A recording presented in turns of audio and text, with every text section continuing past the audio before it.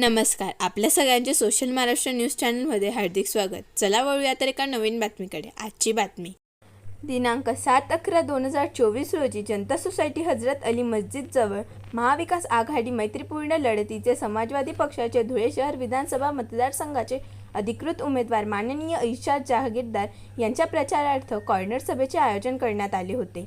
ही निवडणूक धर्माची नसून विकासाची आहे. इथल्या बेरोजगार युवकांच्या भविष्याची आहे. मुलामुलींना चांगली शिक्षण व्यवस्था उभी करण्यासाठी आहे.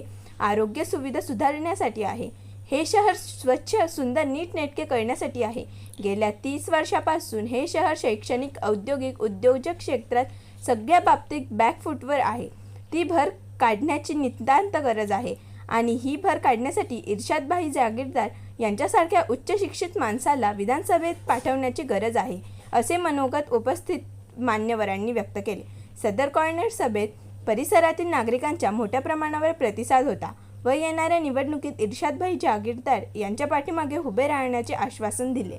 आज के जनता सोसाइटी के मीटिंग के अध्यक्ष भाले हाजी साहब और इसके आयोजक अब्दुल अहद पहलवान, आबिद अंसारी, असलम अंसारी, वसीम अंसारी, मुस्तू अंसारी, बाबा अंसारी, समीर शेख, सुल्तान अंसारी, फैजान अंसारी, अयमन अंसारी, हमारे गुड्डू भाई काकर, अमीन भाई पटेल, महमूद भाईजान, पप्पू भाई मसाले वाले, अकील भाई, जमील भाई मंसूरी, नवाब पठान, एडवोकेट इमरान, इमाम सिद्दीकी, पप्पू भाई हमारे, सलीम भाई टेलर और सभी उपस्थित इस मोहल्ले में के नौजवान साथियों, बुजुर्गों और घरों में बैठी हमारी माँ बहनें, मैं सबसे पहले आप लोगों के सामने आज दुनिया का इलेक्शन आज के दिन बदल गया है, क्योंकि महाविकास आघाड़ी का मैं दोस्ताना लड़ाई में का उम्मीदवार मुझे आज डिक्लेयर कर दिया गया।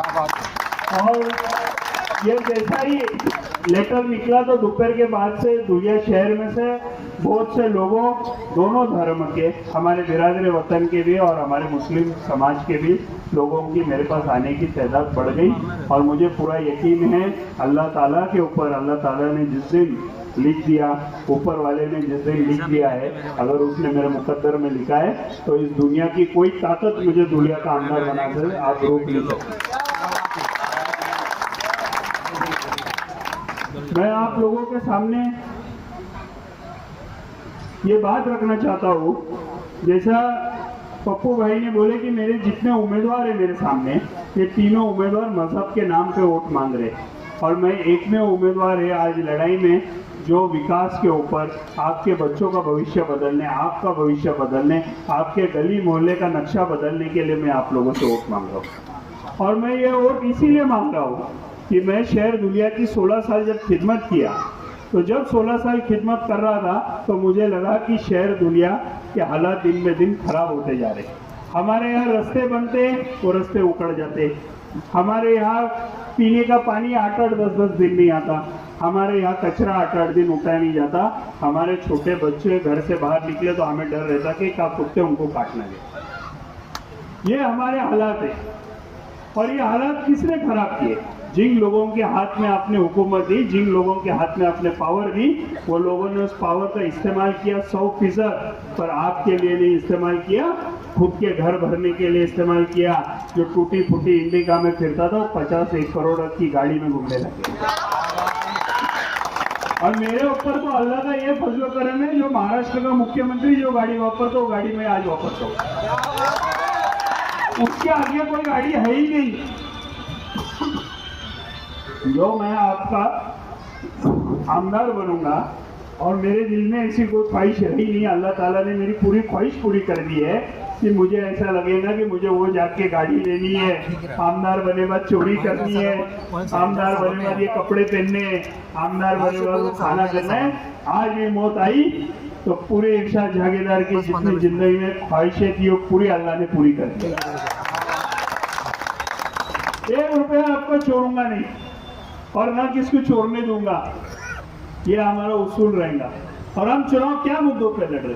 आपके बच्चों का भविष्य, आपका भविष्य बदलने के लिए मैं 3 मुद्दों के ऊपर चुनाव लड़ रहा हूँ। ECD, यानी रोजगार, एम्प्लॉयमेंट। मैं 5000 रोजगार हमारे बच्चों के लिए यहाँ खड़े करना चाहता हूँ। आप आपके मोहल्ले में देखो, कोई बच्चा अगर अच्छा पढ़ा रहेगा तो उसे दुनिया में नौकरी है क्या? उसके लिए नौकरी?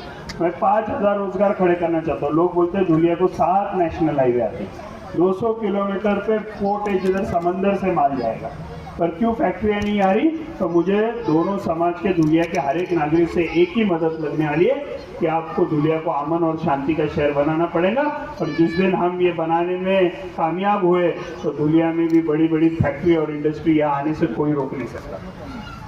ये काम आपको करना है और ये काम करते टाइम आपको विकास के ऊपर वोट देना पड़ेगा, विजन के ऊपर वोट देना पड़ेगा।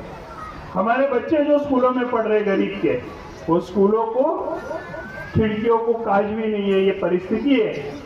और मैं ऐसे 10 स्कूल हम गरीब बच्चों के लिए बनाना चाहता हूँ जिधर हमारा गरीब का बच्चा पढ़ रहा है। जो हिंदुस्तान की टॉप स्कूल में अंबानी का पोता पढ़ रहा है वो भी वही पढ़ रहा होगा, हमारा गरीब का बच्चा भी वो पढ़ रहा होगा।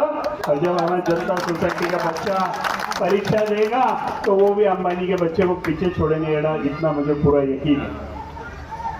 हमारी लड़कियां 10वीं के बाद स्कूल कॉलेज से निकाल दी जाती है, कॉलेजेस के बाहर तवाखोरों की टोलियां बैठी है, बदमाशों की टोलियां बैठी है, इसके ऊपर कोई बोलने तैयार नहीं है। मैं हमारे बहनों के लिए, हमारे लड़कियों के लिए 11वीं से लेकर पोस्ट ग्रेजुएशन तक के गवर्नमेंट कॉलेज बनाऊंगा, प्राइवेट नहीं गवर्नमेंट, जिधर फीस भरने की गरीब आदमी को जरूरत नहीं पड़ेगी। वहाँ की प्रिंसिपल से नीचा कर्मचारी सब लेडीज रहेंगी, एक भी जेंट्स को एंट्री नहीं रहेंगी। और मुझे पूरा यकीन है हमारी बहन बेटी वहाँ से पढ़ के निकली तो 7 समंदर पार वो भी धुलिया का नाम रोशन करेगी। जनता सोसाइटी में का कोई गरीब बीमार पड़ा, जनता सोसाइटी में का कोई गरीब बीमार पड़ता, उसकी तबीयत खराब होती तो बम्बई हलाना पड़ता है कि नहीं, चंदा करना पड़ता है कि नहीं? 75 साल हो गए हमको आजादी मिलके, आज भी हमको 350 किलोमीटर दूर पे ले जाना पड़ता है। और मैं आप लोगों को जबान देके जाता, मैं यहाँ का आमदार नहीं, यहाँ का खादिम बन के जब जाऊँगा तो मैं आप लोगों को बोलता हूँ कि 100 बेड का सुपर स्पेशलिटी हॉस्पिटल सिविल में बनाएंगे, जिधर कोई धुलिया नंदुरबार जलगांव का गरीब अगर सीरियस हुआ बम्बई ले जाने की जरूरत नहीं, धुलिया में ट्रीटमेंट होगा, सेहतमंद होकर अपने घर पहुँच जाएगा। कितने तो गरीबों की मैं ये हालत देखा है कि एम्बुलेंस में बम्बई ले जाते उनकी रूह कब्ज हुई है। अरे इनके जो लोग इंतकाल हो चुके हैं, जिंदगी और मौत तो अल्लाह के हाथ में, पर व्यवस्था खड़ी करना तो तुम्हारे हाथ में थी, का तुम भी अल्लाह की नजरों में दोषी रहेंगे। और सिविल जाने को मुझे बोलो 100-200 रुपए खर्चा आता कि नहीं? मैंने डिक्लेयर किया है, आमदार बने